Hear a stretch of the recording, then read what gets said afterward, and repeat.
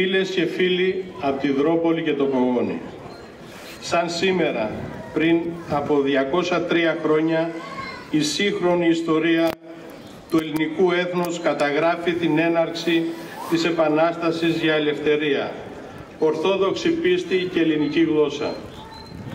Στις 25 Μαρτίου του 1821 άναψε η Δάδα για να πολεμήσουν και να εκδιώξουν οι καπεταναίοι και αγωνιστές τον τουρκικό ζυγό. Αυτή την επέτειο της γιορτής της Ελλάδας και όλου του έθνους μας τιμάει σήμερα ο λαός της Δρόπολης και του Πογονίου.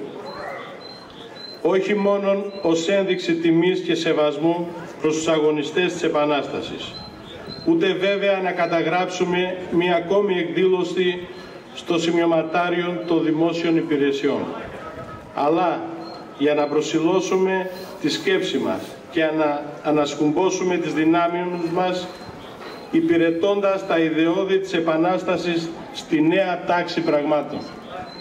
Η περιοχή, η γυραιά Ήπειρος, όπως αποκαλούμε την Ευρώπη, αλλά και η Μέση Ανατολή τουλάχιστον, αριθμούν αρκετούς πολέμους, με θύματα χιλιάδες αθώους ανθρώπους. Οι λαοί της γης όμως ζητούν ειρήνη. Ακριβώς την ειρήνη και την αλληλεγγύη μεταξύ των λαών διατρανώνουμε σήμερα στη Δρόπολη και στο Πογόνι ως μήνυμα της Επανάστασης του 1821, τα οποία παραμένουν επί ζωής επίκαιρα. Ελευθερία, θρησκεία, γλώσσα, οικογένεια. Υπηρετώντας αυτές τις λέξεις με απέραντη έννοια σε βάθος χρόνων και αιώνων, εμείς εδώ στη Δρόπολη και στο Πογόνι φυλάμε θερμοπύλες. Έχουμε κηρύξει τη δική μας ιδιόμορφη επανάσταση, αυτή της αντίστασης απέναντι στην κοινωνική πληγή της ξενιτιάς, αλλά και της υπερπροσπάθειας για επιβίωση και τη δημιουργία καλύτερων συνθηκών διαβίωσης. Όπως επίσης την επανάσταση για τη διατήρηση, καλλιέργεια και αναβίωση της γλώσσας μας, της παράδοσης, της λαογραφίας και του πολιτισμού μας. Με αυτές τις σκέψεις λοιπόν υπενθυμίζουμε και τιμούμε σήμερα την επέτειο της Επανάστασης το 1821. Ζήτω το ελληνικό έθνος. Ευλογημένες περιοχές να είναι η Δρόπολη και το Πογόνι. Σας ευχαριστώ πολύ. Οι μνήμες από τους ηρωικούς αγώνες και το αίμα των ηρώων του 21 παραμένουν ζωντανές και έχουν χαραχθεί ανεξίτηλα στην εθνική συνείδηση των απανταχού Ελλήνων.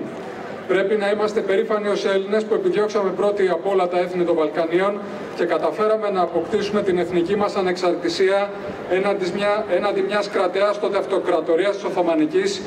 Οι λεγόμενοι Ρωμιοί που ζούσαν σε αυτή την αυτοκρατορία κράτησαν ζωντανή τη συνείδησή τους, χάρη κυρίως στη θρησκευτική τους πίστη, τη βυζαντινή κληρονομιά, αλλά και στην αίσθηση που είχαν ότι αποτελούν έναν λαό πολύ παλαιό, με πλούσια ιστορία που ανάγεται στα ένδοξα χρόνια της ελληνικής αρχαιότητας. Η ελληνική κουλτούρα, παιδεία και πολιτισμός μας ένωσε σε έναν κοινό αγώνα για τη δημιουργία ενός δικού μας κράτους, του ελληνικού, και για την αποτείναξη ενός πολιτιστικού και όχι μόνο πολιτικού ζυγού, ο οποίος μας καταδυνάστευε και δεν τέριαζε στην κουλτούρα, την ιδιοσυγκρασία μας, καθώς και στο πνεύμα της ελευθερίας που μας γέπνε ως λαός. Και άλλοι λαοί μετά των Βαλκανίων αφυπνίστηκαν, παίρνοντας παράδειγμα από την Ελληνική Επανάσταση, και κατακτήσανε τη δική τους ελευθερία και γίνανε και εκείνοι περήφανοι. Πέραν της ορθόδοξης πίστης, η ελληνική παιδεία ήταν ο μεγάλος εκείνος ενοποιητικός παράγοντας που ενίσχυσε την ελληνική εθνική συνείδηση και το φρόνημα όλων των επαναστατημένων, καθότι ως γνωστόν τα πρώτα σχολεία που δημιουργήθηκαν από τον 18ο αιώνα στον ευρύτερο νότιο βαλκανικό χώρο ήταν ελληνικά. Σημαίνοντα ρόλο σε αυτή την εξέλιξη είχε και ο πασίγνωστος Άγιος Κοσμάς ο Τελός, κυρίως στην περιοχή της Υπήρου και της Ιτωλοακαρνανίας. Όπως ανέφερα και πριν, οι μνήμες και τα διδάγματα των αγώνων των ηρώων του 21 θα πρέπει να συνεχίσουν να μας καθοδηγούν σε ήρεμες και στις ταραγμένες περιόδους της ιστορίας. Η Ελλάδα μαζί με τους απανταχού Έλληνες, δηλαδή τον ομογενειακό ελληνισμό, απόδημο και γηγενή, θα πρέπει να έχουν μια κοινή και αραγή πορεία σε αυτή την ιδιαίτερα ταραγμένη περίοδο που χαρακτηρίζεται από πολέμους κοντά στη γειτονιά μας και από συνθήκες που απειλούν την περιφερειακή και παγκόσμια ειρήνη. Η ειρήνη δεν είναι ποτέ δεδομένη, όπως και η εθνική ανεξαρτησία.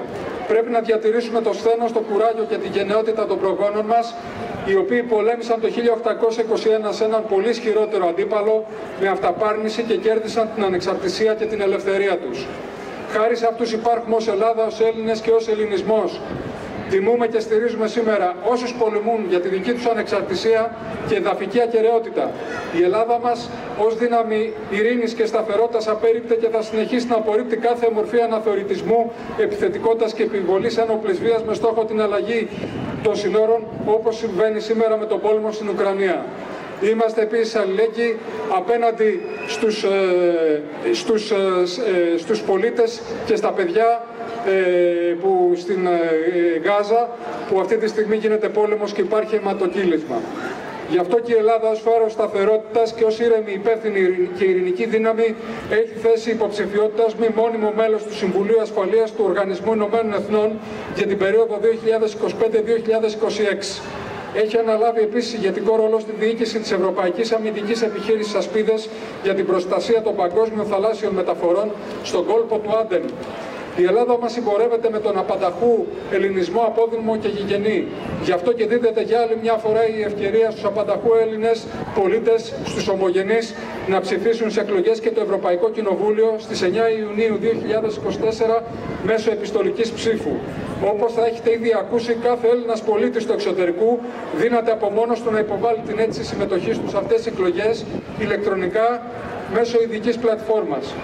Οι ελληνικές διπλωματικές και προξενικές αρχές εδώ στην Αλβανία είναι έτοιμες να παράσχουν κάθε δυνατή συνδρομή και να υποβάλουν σχετική αίτηση συμμετοχής για κάποιον που δεν δύναται από μόνος του να δηλωθεί. Το ίδιο ισχύει και για το Γενικό Προξενείο της Ελλάδας στο Αργυρόκαστρο. Είμαστε εδώ να σας συνδράμουμε αν χρειαστεί σε αυτήν τη σημαντική διαδικασία. Η Ελλάδα είναι πάντα κοντά και στηρίζει τον γηγενή ελληνισμό της Αλβανίας και την ελληνική εθνική μειονότητα. Άλλωστε και γνωστές προσωπικότητες και μαχητές της ελληνικής επανάστασης ήταν οι πυρώτες και ξεκίνησαν από τούτα εδώ τα μέρη. Η Ελλάδα επιδιώκει τις καλύτερες δυνατές σχέσεις με την Αλβανία με στόχο τον αλληλοσεβασμό και το αμοιβαίο όφελος για τους δύο φίλους λαούς μας, αλλά και χωρίς εκπτώσεις ως προς τα δικαιώματα της ελληνικής εθνικής μειονότητας που εξακολουθεί διαχρονικά να είναι ο βασικότερος πυλώνας της ελληνοαλβανικής φιλίας και συνεργασίας. Γι' αυτό και επιμένουμε σε μια δίκαιη αντιμετώπιση του προφυλακισμένου εκλεγμένου Δημάρχου Χιμάρας με βάση τα όσα προβλέπει η αλβανική εσωτερική ενόμη τάξη και νομοθεσία. Το ζήτημα αυτό άλλωστε είναι και ζήτημα δημοκρατίας. Ολοκληρώνοντας, θα ήθελα να ευχηθώ σε όλους χρόνια πολλά για τη σημερινή εθνική επέτειο και να τονίσω ότι η Ελλάδα είναι περήφανη για σας που συνεχίζετε να διατηρείτε ζωντανές πατρογονικές σας αιστείες και τα ελληνικά ήθη και παραδόσεις. Η ελληνική πρεσβεία και το ελληνικό Γενικό Προξενείο του Αργυροκάστρου είναι πάντα κοντά στις προσπάθειές σας να ευημερείτε και να δοκιμείτε τις πατρογονικές σας αιστείες. Σας ευχαριστώ. Μας παίρνει στην την ιερή απόφαση και τη γενναία χαρτικού έθνους. Σπάζει τα δεσμά της δουλείας και η Έλληνα πρόβαλη πολυπόθη τη ελευθεριά στον τόπο μας.